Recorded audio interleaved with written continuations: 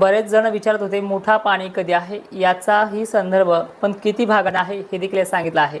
व्हिडिओला सुरुवात करण्या अगोदर 25 जुलै आषाढी एकादशी निमित्त सर्व वारकरी संप्रदाय 18 पगड जाती जमातीच्या माझ्या मित्र बांधवांना, छत्रपती शिवरायांच्या मावळ्यांना मानाचा मुजरा तसेच शुभेच्छा देखील देतोय। जय शिवराय। आता बोलूयात आपल्या मेन मुद्द्याकडे। उद्या 25 जुलैला आज असे सटकारे बिटकारे तर काही ठिकाणी मुसळधार सरी देखील कोसळल्या, तर काही ठिकाणी हलका जो सूक्ष्म कणांचा पाऊस होता, हलका ते मध्यम, ज्या लातूर दक्षिण भागाला आणि सोलापूर सांगलीला, त्याबद्दल देखील आपण याच्यामध्ये बोलणार आहोत। विषय असा आहे की उद्या छत्रपती संभाजीनगर ते धुळे, भोकरदन, जाफराबाद पासून विदर्भामध्ये ते नागपूर जिल्ह्यामध्ये सुद्धा ढगांच्या फळ्या निघून इथे पाऊस असा स्थानिक लेवल सारखा मोठा पडणार आहे। जो पाऊस फक्त मिनिटागणी जर पाहिलं तर 15 मिनिटाचा आणि 20 मिनिटाचा या संदर्भात आहे, पण पुढे चालून 31 ऑगस्टपर्यंत म्हणजे ह्या 26 पासून राज्यव्यापी पण भाग बदलत पद्धतीनं मोठा पाऊस पडणार आहे। याचंही विश्लेषण आपण यामध्ये करणार आहोत। पण सगळ्यात अगोदर गुड न्यूज देऊयात। तरसलेल्या भागाला म्हणजे सोलापूर, सांगली, सातारा वगैरे भाग, या भागामध्ये पाऊस पडलाय, पण अत्यंत सूक्ष्म। मी त्या भागाचा परिसराचा आढावा घेतलाय। अनेक ठिकाणी ते पेरण्या सुद्धा नाहीत, पण ह्या भागाच्या बऱ्याच शेतकऱ्यांना विचारपूस केली असता तेथील बऱ्याच शेतकऱ्यांनी असं पण सांगितलं, साहेब तुमचा काही दोष नाही याच्यामध्ये, आमच्या भागामध्ये असे 2 वर्षाला 1 वर्ष आडंगी अशा प्रकारचे साल येत असतात, पण उर्वरित महाराष्ट्राकडे जर पाहिलं तर 1972 सारखी दुष्काळी परिस्थिती दिसत नाहीये। हे स्वतः त्या भागातले पेरणी न झालेला शेतकरी बोलतोय। खरं तर त्या टायमिंगला मी व्हिडिओ घ्यायला पाहिजे होता, पण नाही घालण्यात आला। उद्या 25 जुलैला नागपूर, अमरावती, चंद्रपूर, गोंदिया, हिंगणघाट, भंडारा ते अमरावती, अकोल्यामध्ये छत्रपती संभाजीनगरच्या विशेष करून उत्तर बाजूस तसेच भोकरदनच्या प्रकारामध्ये चांगल्या पद्धतीचा पाऊस आगमन करणार आहे। उन्हाचा चटका 10 मिनिटासाठी 20 मिनिटासाठी तर मोठा सटकारा देखील याच्यामध्ये असणार आहे। उद्या शनिवारी हा पाऊस डेव्हलपमेंटच्या बाबतीत जर बघितलं तर हे स्थानिक वातावरणासारखा वर्कआउट करेल आणि पुढील काळामध्ये नाशिकच्या पावसामुळे, आता ह्या पावसाबद्दल तुम्हाला मी मागे पण सांगितलं होतं की हे 40% पर्यंत जाऊ शकतं। 36% आजच गेलंय, अजून विसर्ग सुरू झाला तर कमीत कमी तो 40 पर्यंत मजल मारेल।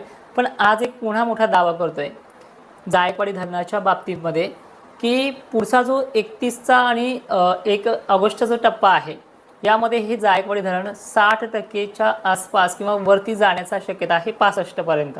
मगाशी फेसबुक लाईव्ह मध्ये ते सांगितलंय। आता लातूर जिल्ह्यासाठी काय गुड न्यूज आहे, इकडनं आपण सुरुवात करतो बोललो आहे। तर उद्या नांदेड, लातूर रविवारी यांचा जो काही पावसाच्या बाबतीत जो काही प्रश्न होता, बारीक सूक्ष्म कपडे लेवल होत नाही, इथून पुढे तुमच्या भागातल्या थेंबाची जाडी वाढेल, समाधानकारक पाऊस। आता हा जो मागे पडला हा पिकांना दिलासा मिळालाय, इथून पुढे समाधानकारक शब्द वापरतोय की तुमचं समाधान होईल। असा तुमचं समाधान तर तेव्हा होईल जेव्हा विहिरीचे पाणी भरेल, तो परतीच्याच पावसामध्ये आहे। पण जसं उत्तर महाराष्ट्रामध्ये, विदर्भामध्ये अनेक ठिकाणी चांगला पाणी पडला होता चांदणीतून, तर असे प्रकार तुमच्या भागामध्ये 26 पासून ते 31 ऑगस्टपर्यंत रोज भाग बदलत पद्धतीनं, पण सुरुवात काही ना हलकी जरी झाली, पिकांना तिथे दिलासाच आहे, पण तिथून पुढे तो चांदणभरीपर्यंत मजल ह्या 3-4 दिवसात मानणार आहे।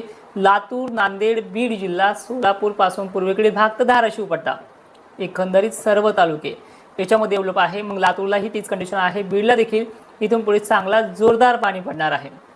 इथून पुढे ह्या भागाचं टेन्शन हळूहळू कमी होत जाईल आणि हे पंढरपूरची यात्रा मागे फिरले की हे गणित दरवर्षीचं असतं, हे तिथे आहे।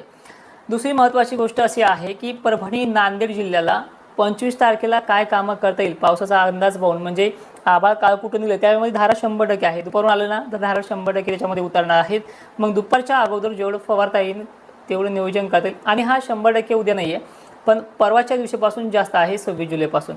त्यामुळे नांदेड, परभणी, लातूरसह जालना, बीड, छत्रपती संभाजीनगरसह संपूर्ण विदर्भाला 26 तारखेपासून जोरदार पावसाला सुरुवात होणार आहे। पाऊस भलेही 20 मिनिटाचा पडू द्या, 10 मिनिटाचा पडू द्या, इथे रेनफॉल सिस्टीम चांगली राहणार आहे। मग पश्चिम महाराष्ट्राचं काय याबाबतही बोलणार आहोत। तर पश्चिम महाराष्ट्राला जवळपास आपण जर पाहिलं तर त्याचा कल विदर्भ, मराठवाड्यामध्ये पहिले 2 दिवस जास्त आहे, पण कोल्हापूरच्या बाबतीत हा पाऊस डेव्हलपमेंट चांगली होणार आहे। कोल्हापूरच्या आणि सांगलीच्या दक्षिणेकडील भागांना, बेळगाव, कलबुर्गी, विजापूर हे कर्नाटकच्या भागांमधला पाऊस हा लातूर ते सांगली, सोलापूरचं गणित चांगलं सुधारणार आहे। ही परिस्थिती या भागाची आहे। ही तारीख येते 27 जुलैची संध्याकाळपर्यंतची। धुळ्याचा पाऊस पण पूर्वेकडील भाग, जळगाव जवळपास बऱ्याच ठिकाणी आणि छत्रपती संभाजीनगरचा वैजापूर कमी अधिक प्रमाणात, पण पूर्वेकडील भागांना Badnapur side, Kannad, Sillod side, Paithan side, Ambad side हे भाग आणि विदर्भ, मराठवाडा संपूर्णतः एक एक दोन जिल्हे सांगितले 27 पासून 26 पेक्षाही जास्त वाढ होणार आहे। चंद्रपूर ते अमरावती आणि जालन्यातल्या काही भागांचा हळूहळू पाण्याचा प्रश्न मिटवण्याची शक्यता दाट दिसते। याच्यामध्ये 100% भागांना लगेच याच महिन्याच्या आतमध्ये 15 दिवसाच्या आतमध्ये मिटेल असं काही नाही, हे तुम्ही लक्षात घेत चला। आणि इथून पुढे इथे पाण्याचा हळूहळू प्रश्न मिटेल अशी धार ह्या पावसाची राहणार आहे। हे 26-27 पासून होणारा सुरुवात कंडिशन आहे। 28 जुलैला खान्देशच्या एकंदरीत सर्व जिल्ह्यांमध्ये म्हणजे नंदुरबार, शहाद्यासह जळगावसह, मी नाशिकबद्दल का बोलत नाही कारण की तिथे रिमझिम ते दमदार आता त्यांचा जोर उसळलाय। काही ठिकाणी पाण्याची आवश्यकता आहे, पण तिथे पाऊस हा 31 आणि 30 ऑगस्ट पासून जास्त जोर धरणार आहे। आणि एक्झॅक्टली मी जे सांगितलंय सुरुवातीला त्याच 30 तारखेपासून इथे पुन्हा जायकवाडीच्या दिलासादायक गुड न्यूज येते। 1-2 ऑगस्ट पर्यंत जायकवाडीमध्ये पुन्हा आवक सोडावीच लागेल असा पाणी ह्या नाशिक क्षेत्राला आहे। आणि एक मोठा धक्का असा देईल की महाराष्ट्रामध्ये गेल्या वर्षी 70% भागांना मी ओला दुष्काळ सांगितला होता, तो झाला सुद्धा होता। तर ह्या वर्षी सांगेल की 40% भाग विदर्भाचा आणि मराठवाड्याचा जो परभणीमध्ये मोडतोय, हिंगोलीमध्ये मोडतोय आणि नांदेडमध्ये मोडतोय। डेव्हलपमेंट अजूनही लातूरच्या बाबतीत माझी तपशील चालू आहे, पाहणं, चेक करणं, रिपोर्ट मी काढतोय। पण 40% मराठवाडा आणि 40% विदर्भ हा 2025ची पण बरोबरी करू शकतो अशी स्थिती रिटर्न मान्सूनमध्ये ऑगस्ट शेवटी ते सप्टेंबर पहिले 2 आठवड्यामध्ये उद्भवू शकते। आणि सोयाबीन काढणीच्या टायमिंगला परत धाक पडू शकतो। 1972चा दुष्काळ मी त्यावेळेस बोलणार आहे ज्यावेळेस मला माहिती आहे जवळपास आतापर्यंत जसं 5 मार्चला रिपोर्ट दिला 2024 इतका पडणार आहे। त्या पद्धतीने पावसाचं डेव्हलपमेंट चालू आहे। तर आता विषय येतोय दक्षिण महाराष्ट्र, सोलापूर, मध्य महाराष्ट्र, मराठवाड्याला 26-27 पासून मजबूत सुरुवात आहे आणि 30 ऑगस्ट पर्यंत हा पाऊस रोजच शेतकऱ्यांना पाऊस चांगलाच बरसणार आहे। त्यानंतर 31 ऑगस्टला नाशिक क्षेत्रापासून जोरदार सुरुवात होते।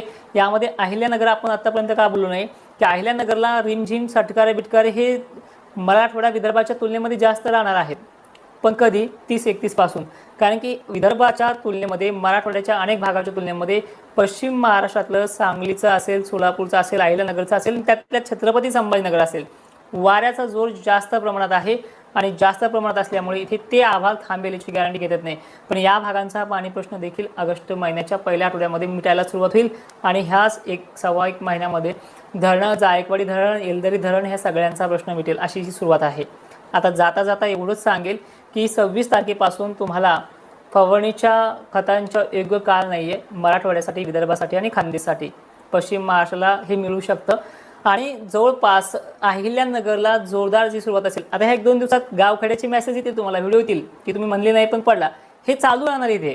पण जी सर्वदूरसारखं आपण बोलतोय ती सर्वदूर प्रणाली 30 पासून वाढणार आहे अहिल्यानगर, सांगली, सोलापूरच्या भागांसाठी, वरचा पश्चिम महाराष्ट्र। पण आता हे 26-27ला आपण जे सांगितलंय 27 पासून 26 पासून हे लातूर, धाराशिव पर्यंत बीड जिल्हा आणि मराठवाडा संपूर्ण, विदर्भ संपूर्ण आणि खानदेश संपूर्ण यांसाठी आहे। तर जवळपास इथे आता असं कंडिशन आहेत की धुळे, नंदुरबार, शहादा आणि नाशिक क्षेत्राला तो जो जोर वाढणार आहे 30 जुलैला जायकवाडीचा प्रश्न बऱ्यापैकी 60% पर्यंत मिटू शकतो। अर्ध तर ह्याच महिन्यात भरते, पण परतीच्या पावसामध्ये ह्या गोदापाटच्या पाट्याला थेंब नाही, कुंभार-पिंपळगाव सर्कल कमी म्हणतायत। पण ह्या भागांचा हा जायकवाडी धरणामुळे आणि ह्या वाढलेल्या पावसामुळे पुन्हा आणखीन दिलासा मिळेल। दिलासे खूप आहेत, पाऊस खूप पुढे आहेत, घाबरले जाऊ नका, हा वारंवार शब्द असेल। आता अल्निनोच्या बातम्या देखील सांगणारे आता इकडे सरकला तिकडे सरकलाय म्हणून चांगल्या पॉझिटिव्ह बातम्या देतात